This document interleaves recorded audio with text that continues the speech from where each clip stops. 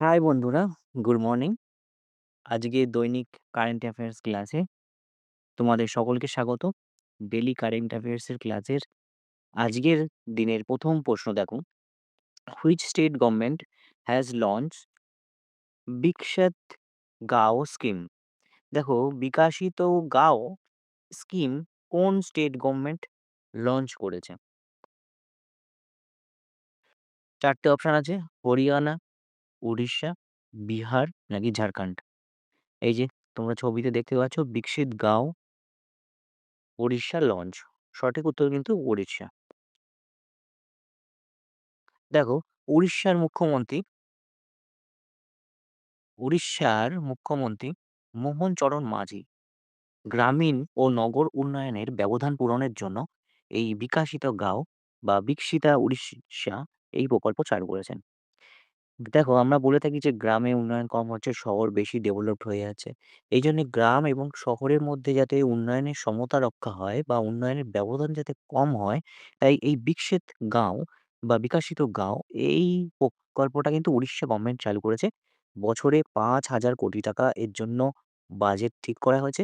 এর লক্ষ্য হচ্ছে ৬০,০০০-এর বেশি গ্রাম বা ৬০,০০০ গ্রামকে কিন্তু উন্নয়ন করা, গ্রামের উন্নয়ন করা, যাতে গ্রামীণ ডেভেলপমেন্ট এবং শহরের ডেভেলপমেন্টের ব্যবধানটা যাতে কম হয়। তাই বিকশিত গাঁও উড়িষ্যা গভর্নমেন্ট কিন্তু লঞ্চ করেছে। পরে কারেন্ট অ্যাফেয়ার্স দেখো, Bhimgarh wild life sanctuary is located in which state? Bhimgarh ও বন্যপ্রাণী অভয়ারণ্য কোন রাজ্যে আছে? চারটে অপশন আছে, মহারাষ্ট্র, মধ্যপ্রদেশ, কর্ণাটক, কেরালা। দেখো, এখানে তোমরা বোর্ডে দেখতেই পাচ্ছ ভীমগড় ওয়াইল্ড লাইফ স্যাংচুয়ারি। দেখো, কর্ণাটক ফরেস্ট ডিপার্টমেন্টের এই একটা বোর্ড দেখতে পাচ্ছ। এই ভীমগড় বন্যপ্রাণী অভয়ারণ্য কিন্তু কর্ণাটকে রয়েছে। সঠিক উত্তর হবে কিন্তু কর্ণাটক। কর্ণাটকে ভীমগড় ওয়াইল্ড লাইফ স্যাংচুয়ারি কিন্তু দেখা যায়। দেখো, কর্ণাটক সরকারের ভীমগড় বন্যপ্রাণী অভয়ারণ্য সম্প্রতি না বন্যপ্রাণী সাফারির জন্য একটা সাফারি খোলার কথা বলেছে, যেটা কিন্তু বিতর্ক তৈরি করেছে পরিবেশবাদীদের কাছে একটা তীব্র প্রতিক্রিয়ার জন্ম নিয়েছে। সেই কারণে এটি কিন্তু সংবাদে উঠে এসেছে। কর্ণাটক গভর্নমেন্ট কিন্তু এখানে প্রাণী সাফারি চালু করার কথা ভেবেছিল, আর সেই নিয়েই কিন্তু একটা প্রতিক্রিয়ার জন্ম হয়েছে। এই যে ভীমগড় অভয়ারণ্য, এটা কোন কর্ণাটকের বেলগাঁও জেলায় অবস্থিত। পশ্চিমঘাট পর্বতমালা জুড়ে বিস্তৃত। ২০১১ সালের ডিসেম্বর মাসে এই বন্যপ্রাণী অভয়ারণ্য হিসেবে ঘোষণা হয়েছিল এটা। ১৭ শতকে শিবাজি দ্বারা এই দুর্গের একটা ভীমগড় দুর্গ হয়েছিল। সেইখানে থেকেই এই নাম হয় ভীমগড় বন্যপ্রাণী অভয়ারণ্য, যেটি কর্ণাটকে রয়েছে। ন্যাশনাল কমিশন ফর সাফাই কর্মচারী ওয়ার্কস আন্ডার হুইচ মিনিস্ট্রি? দেখো, জাতীয় সাফাই কর্মচারী কমিশন কোন মন্ত্রণালয়ের অধীনে কাজ করে? চারটে অপশন আছে, ministry of social justice and empowerment, ministry of home affairs, ministry of health and family welfare, ministry of law and justice. দেখো, সঠিক উত্তর কিন্তু ministry of social justice and empowerment. সামাজিক ন্যায় বিচার এবং ক্ষমতা উন্নয়ন প্রকল্পে কিন্তু এরা কাজ করে। জাতীয় সাফাই কর্মচারী কমিশন, এই যে জাতীয় সাফাই কর্মচারী কমিশন কিন্তু ministry of social justice and এমপ্লয়মেন্টের কাজ করে। এর মেয়াদ ৩ বছরের জন্য কিন্তু বৃদ্ধি করার অনুমোদন করেছে পার্লামেন্ট।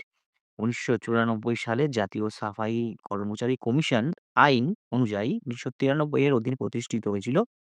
২০০৪ সালে থেকে এটি একটি অসাংবিধানিক বা অসংবিধিবদ্ধ সংস্থায় পরিণত হয়েছিল। ঠিক আছে?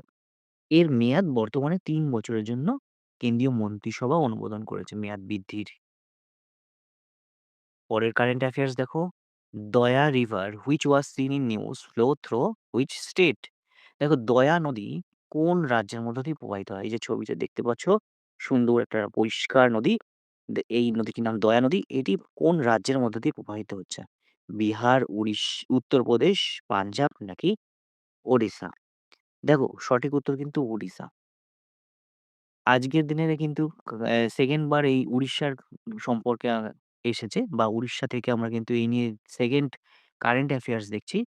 উড়িষ্যার এই দয়া নদী রক্ষায় কর্মীরা দয়া নদীর দূষণ নিয়ন্ত্রণ না করা হলে উড়িষ্যার মুখ্যমন্ত্রীর বাসভবনের বাইরে অনির্দিষ্টকালের জন্য এক সত্যাগ্রহের হুমকি দিয়েছিলেন। এই যে দয়া নদী এত ক্লিন দেখছো তোমরা, এই নদীটি যদি দূষণ নিয়ন্ত্রণ না করা হয়, তাহলে মুখ্যমন্ত্রীর বাইরে কিন্তু সত্যাগ্রহ করবে বলে হুমকি দেওয়া হয়েছিল। এই দয়া নদী কুশভদ্রা নদী থেকে উৎপন্ন হয়ে খুর্দা এবং পুরী জেলার মধ্য দিয়ে প্রবাহিত হয়ে চিল্কা হ্রদে পড়েছে। উড়িষ্যার চিল্কা হ্রদ, সেখানে কিন্তু এই নদীটি পড়েছে। প্রায় ৩৭ কিলোমিটার দীর্ঘ এই নদীটি। মালাগুনি এই নদীর বা দয়া নদীর একটি উপনদী। বাস। ঐতিহাসিকভাবেও দয়া নদী কিন্তু খুব গুরুত্বপূর্ণ। এই যে ২৬১ খ্রিস্টপূর্বাব্দে যখন কলিঙ্গ যুদ্ধ হচ্ছিল, অশোক মনে আছে? এটি নিহত সৈন্যদের রক্তে লাল হয়ে গেছিল এই দয়া নদীটা। নেই ঐতিহাসিক গুরুত্ব আছে। তারপরেই কিন্তু অশোক এই বৌদ্ধ ধর্ম গ্রহণ করেছিল। তাহলে দয়া নদী তোমরা কোথায় দেখতে পাচ্ছ?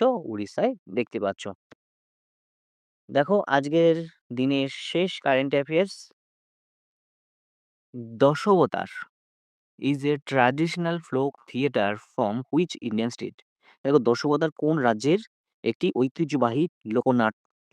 ঠিক আছে? ৪ টে অপশন: মহারাষ্ট্র, কর্ণাটক, মহারাষ্ট্র এবং গোয়া, গুজরাট অ্যান্ড রাজস্থান, তামিলনাড়ু অ্যান্ড কেরালা। সঠিক উত্তর হচ্ছে মহারাষ্ট্র এবং গোয়ার কিন্তু একটি ঐতিহ্যবাহী লোকনাট্য হচ্ছে দশাবতার। দেখো মহারাষ্ট্রে সম্প্রতি দশাবতারের ৫০০ বছরের ইতিহাসের একটি ঐতিহ্যবাহী নাট্যরূপ। ঐতিহ্যবাহী নাট্যরূপ। ভগবান বিষ্ণুর ১০ অবতারের প্রতিনিধিত্ব করছে কোন, কোন ১০ অবতার?